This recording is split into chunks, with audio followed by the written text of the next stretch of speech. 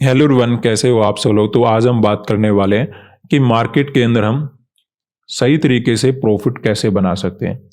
अब देखिए, जो ट्रेडर मार्केट के अंदर आते हैं वो बोलते हैं सर हम मेहनत करने के लिए रेडी है, आप बताइए हमें कितना मेहनत करना है।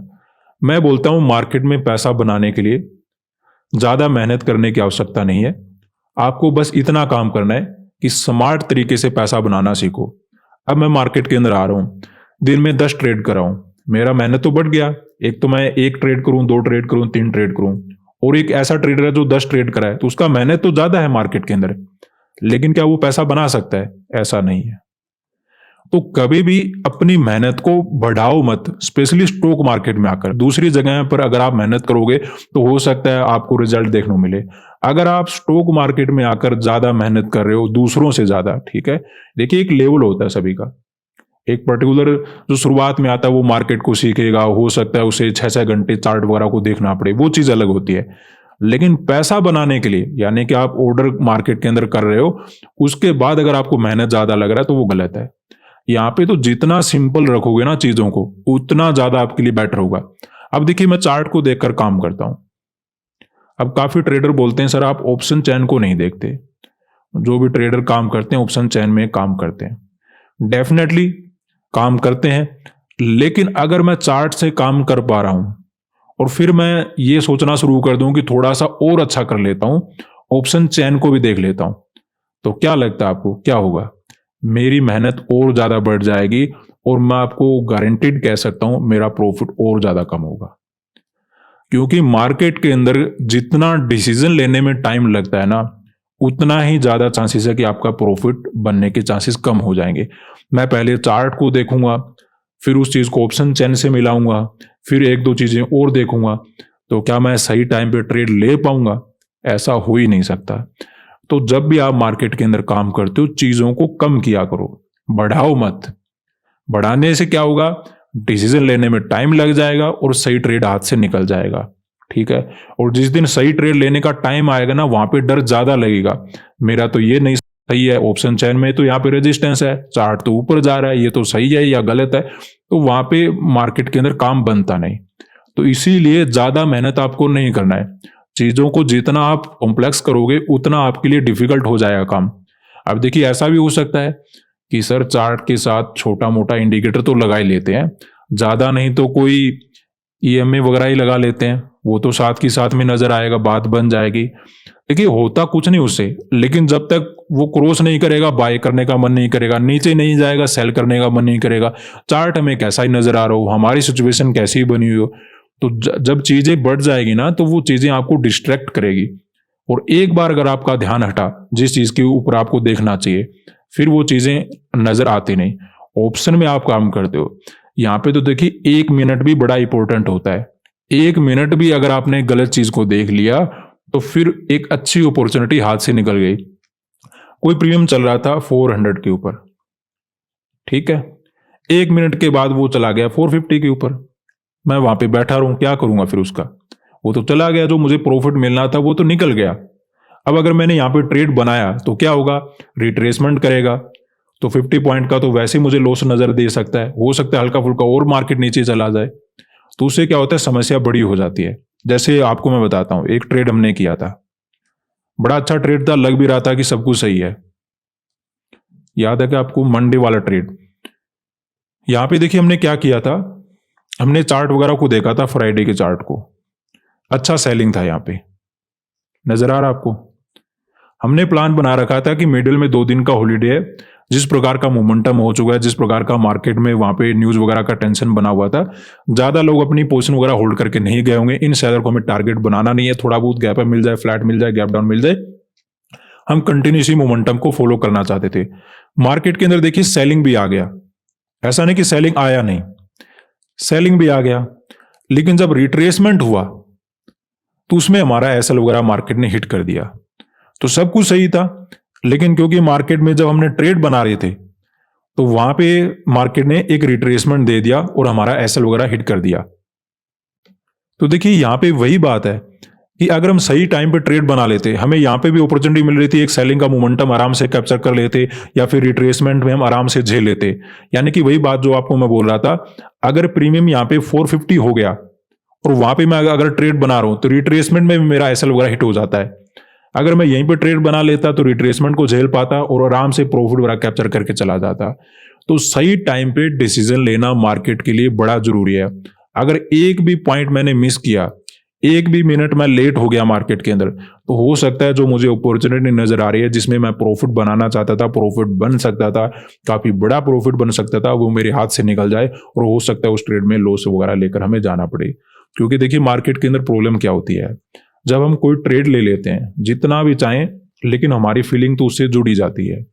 हम कोशिश रहते हैं कि ये ट्रेड सही है, मार्केट भले कितना ही गलत जा रहा है, मार्केट सपोर्ट वगैरह बनाने की कोशिश कर रहा है, बार बार मार्केट ऊपर जा रहा है, लेकिन हमारी फीलिंग कहीं ना कहीं उससे जुड़ जाती है, हमें लगता है कि ये ट्रेड सही जाने वाला है। बस वही मार्केट बेनिफिट उठाता है। कभी कभी तो आपके अकॉर्डिंग मोमेंटम आ जाएगा, लेकिन मैं आपको ये बात बोलता हूँ क्योंकि ट्रेड में फीलिंग जुड़ी होती है। अब देखिए मशीन तो है नहीं हम, तो हमें क्या करना होगा, जब भी हम कोई ट्रेड करते हैं तो एक लिमिट तक वेट करें। अब देखिए हो सकता है काफी ट्रेडर यहाँ पे बैठे होंगे, उन्होंने सेलिंग भी कर लिया होगा, उनको प्रॉफिट भी नजर आ गया होगा, लेकिन फिर उन्हें ऐसा लगना शुरू हो जाता है कि अभी तो ब्रेक डाउन हुआ, मैं बैठा रहता हूँ, मार्केट कहीं नहीं जाने वाला।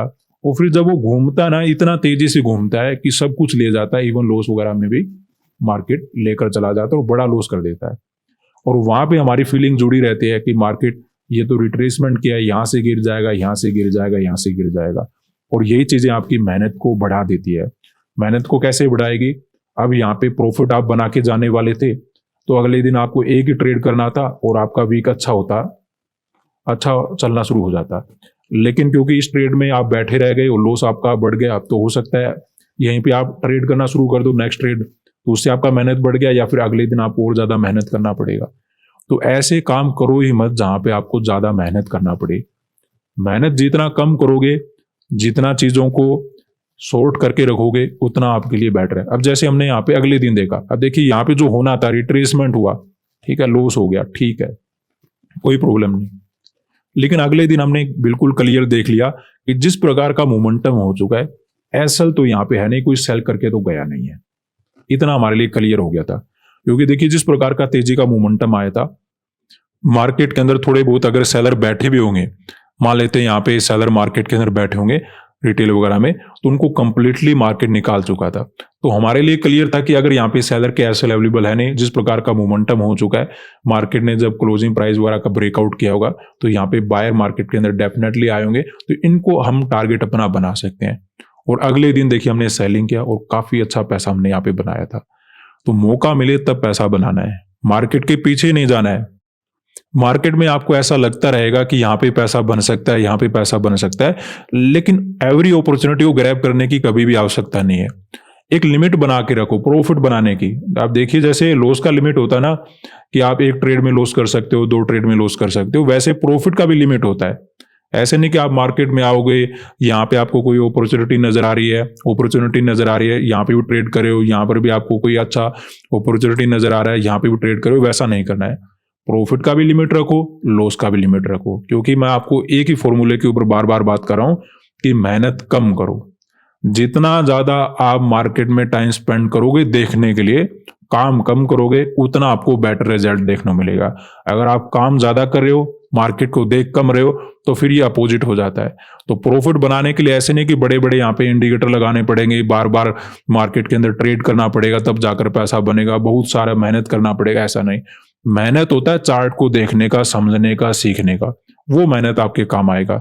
अदरवाइज अगर आप मार्केट के अंदर मेहनत इस तरीके से कर रहे हो कि बार बार अपॉर्चुनिटी को ग्रैब करते हो, मार्केट के अंदर बैठे रहते हो कि मुझे कब ट्रेड मिलेगा, कब ट्रेड मिलेगा, वो नहीं है। मार्केट के अंदर अगर आप बैठे रहोगे, अगर आपका मन है कि मुझे ट्रेड करना है और आपको ये नहीं पता है कितने ट्रेड करने हैं, तो आपको बार बार ऐसा लगेगा कि यहाँ पे रेजिस्टेंस ले रखा है, यहाँ पे सपोर्ट ले रखा है, ये भी ट्रेड कर लेता हूँ, ये भी ट्रेड कर लेता हूँ, ये भी ट्रेड कर लेता हूँ, तो वो चीजें नहीं चलेगी। आपको तो केवल ये समझना है, जैसे यहाँ पे हमने क्या देखा था कि सेलिंग का मोमेंटम हुआ, एक रिट्रेसमेंट हो चुका है, आसपास के सेलर को भगा चुका है, तो इवन मॉर्निंग में पॉजिटिव मोमेंटम हो रहा था, थोड़ा बहुत ब्रेकआउट वगैरह भी हो गया था, लेकिन यहाँ पे डायरेक्टली सेलर के एसएल अवेलेबल है नहीं, तो ऐसे हम यहाँ पे क्या मोमेंटम एक्सपेक्ट कर सकते हैं, सेलिंग का मोमेंटम एक्सपेक्टेड कर सकते हैं। उस वजह से इवन हमने ब्रेकआउट वगैरह के बाद भी पुट साइड का ट्रेड बना लिया था कि कोई प्रॉब्लम नहीं है, यहाँ पे हमें डाउन साइड का मोमेंटम ओवरऑल मिल जाना चाहिए, और वैसा ही समथिंग मोमेंटम हुआ और ठीक ठाक प्रॉफिट हम बना के निकल गए। लेकिन कभी कभी हमें सिचुएशन को ऐसे भी समझना पड़ेगा, जैसे हमने यहाँ पे क्या समझ रखा था, एनालिसिस के अकॉर्डिंग प्लान बना रखा था कि ये जो चार्ट है ना, इसमें कोई खास मोमेंटम हुआ नहीं था, कभी मार्केट ऊपर जा रहा था, कभी नीचे जा रहा था, लेकिन हमने यहाँ पे एक ही चीज को समझा था कि 500 के ऊपर ही अपने आप को होल्ड करके गया है। तो यहाँ पे बायर वगैरह हो सकते हैं, लेकिन बायर को टारगेट कब तक बनाना है ये भी तो जरूरी है ना। अब देखिए, जो भी यहाँ पे बाइंग करके बैठा है उसके एसएल 500 के नीचे रहने वाली, ये बात तो हमें पता है, क्योंकि या तो कोई होल्ड करके गया नहीं होगा, और अगर करके गया होगा तो मिनिमम देखिए एसएल तो देखिए और भी बड़ा होता है, लेकिन हम ये मान के चलते कि यहाँ पे 59,500 का लेवल है, तो इतना तो रहेगा। तो हम क्या चाहते थे कि या तो हमें कोई बड़ा गैप वगैरह ना मिले, फ्लैट मिल जाए, गैप डाउन मिल जाए, छोटा मोटा गैप मिले, लेकिन ये रेजिस्टेंस वगैरह क्रॉस ना हो। लेकिन मार्केट ने क्या किया, फर्स्ट कैंडल ही ऐसा बना दिया कि रेजिस्टेंस वगैरह के ऊपर मार्केट जा रहा था। यहाँ पे हमने फिर वेट किया कि देखते हैं अगर थोड़ा बहुत पॉजिटिव मोमेंटम करके मार्केट गिर जाता है तब भी हमारे लिए बेटर है, लेकिन मार्केट ज्यादा ही ऊपर जा रहा था, तो हमें यहाँ पे एक ही बात समझ में आ रही थी कि आसपास यहाँ पे 60,000 का लेवल है, मार्केट यहाँ पे डेफिनेटली ट्रैप बनाने के लिए ऊपर जाएगा। क्योंकि मार्केट देखिए ऐसी जगह पे काम करना ज्यादा पसंद करता है जहां पे बायर भी आए, जहां पे सेलर भी मार्केट के अंदर काम करने के लिए आए, वहां पे मार्केट बड़ा अच्छा ट्रेड करता है। उसे लगता है यहाँ पे तो आराम से सभी को ट्रैप कर सकता है। अब देखिए यहाँ पे क्या था, 60,000 का लेवल था, तो कभी मार्केट क्या कर रहा था, ऊपर जा रहा था, कभी नीचे जा रहा था, कभी ऊपर जा रहा था, कभी नीचे जा रहा था, क्योंकि यहाँ पे सभी लोग अपना पैसा लगा रहे थे। कोई उम्मीद कर रहा था कि मार्केट ऊपर निकलेगा, कोई उम्मीद कर रहा था मार्केट नीचे निकलेगा, ये कहीं पे नहीं गया। और वहीं पर अगर आप इसी दिन का चार्ट देखोगे सेंसेक्स और निफ्टी में, देखिए एसएल तो यहाँ पे भी नहीं थे, ट्रैप बनाने के लिए मार्केट ऊपर चला गया, लेकिन उतना ही मार्केट नीचे आ गया। अगर आप देखोगे चार्ट को तो एक कंप्लीट सेलिंग में कन्वर्ट हो गया, जितना बाइंग आया था उससे ज्यादा मार्केट के अंदर सेलिंग आ गया। ऐसे अगर आप देखोगे निफ्टी के अंदर, तो यहाँ पर भी क्या हुआ, मार्केट ऊपर गया, उतना ही मार्केट नीचे आ गया, क्योंकि यहाँ पे कुछ साइकोलॉजी था नहीं जिसके अकॉर्डिंग मार्केट होल्ड वगैरह कर पाए। लेकिन यहाँ पे पैसे ज्यादा लगा रहे थे बैंक निफ्टी के अंदर, क्योंकि सभी को लगता है कि मेहनत ज्यादा करेंगे तो पैसा ज्यादा बनेगा। वहां पे वो वेट कर रहे थे, एक ट्रेड बनाया बाय का, लगा के सपोर्ट ले रहा है, अगले टाइम मार्केट गिर गया, ब्रेकडाउन हुआ, अगले टाइम सेलिंग कर लिया। तो इसलिए मेहनत को कम करो, कम से कम करो, यानी कि जो ट्रेडिंग करने का प्रोसेस है ना, उसमें मेहनत बहुत कम लगता है, सीखने में, समझने में, एनालाइज करने में, उसमें मेहनत को बढ़ा दो, टाइम बढ़ा दो। 6-6 घंटे अगर आप चार्ट को देखते हो तब भी कोई प्रॉब्लम नहीं है, लेकिन अगर आप 6 घंटे ट्रेड करते हो तो फिर गड़बड़ है। 6 घंटे ट्रेड आपको नहीं करना है, चार्ट देख सकते हो, लेकिन अगर आप मार्केट में 6 घंटे ट्रेडिंग करते हो तो समझ लेना ये रास्ता सही नहीं जा रहा, यहाँ पे आपको कुछ ना कुछ चेंज करना पड़ेगा। स्मार्ट तरीके से पैसा बनाना सीखो, चीजों को ज्यादा कॉम्प्लेक्स मत करो कि मुझे ऑप्शन चैन भी देखना है सर, मुझे डेटा भी देखना है, मुझे चार्ट भी देखना है, मुझे कैंडल भी देखना है, मुझे इंडिकेटर भी देखना है, मुझे सपोर्ट रेजिस्टेंस भी देखना है, तो फिर क्या होगा, डिसीजन नहीं बन पाएगा। और अगर सही टाइम पे डिसीजन नहीं बना, तो जैसे आपको देखिए मैंने मंडे वाला ट्रेड बनाया था, ऑलमोस्ट हम सही होने वाले थे, लेकिन सही टाइम पे हमने डिसीजन नहीं लिया और वहां पे अपना लॉस हुआ। तो इसलिए ध्यान रखें, सही टाइम पे सही डिसीजन लेना बहुत ज्यादा जरूरी है, तभी मार्केट के अंदर प्रॉफिट बनता है। और प्रॉफिट तब बनता है, सही टाइम पे डिसीजन तब बनता है जब हम मार्केट के अंदर मेहनत ना ज्यादा करके स्मार्ट तरीके से काम करते हैं, चीजों को कॉम्प्लेक्स नहीं करते हैं। तो ये चीजें आप ध्यान रखिए, डेफिनेटली आपकी ट्रेडिंग में काफी ज्यादा सुधार आपको देखने मिलेगा। सीधा सीधा आपका फोकस करना चाहिए, ट्रेडिंग में मेहनत कम करेंगे, सीखने में मेहनत ज्यादा करेंगे। 6 घंटे ट्रेड हमें नहीं करना है, 6 घंटे हम चार्ट देख सकते हैं, चार्ट को सीख सकते हैं। 6 घंटे अगर आप ट्रेडिंग करे हो, मार्केट के अंदर बैठे रहते हो, तो समझ लेना रास्ता गलत है। आज के लिए इतना ही, धन्यवाद।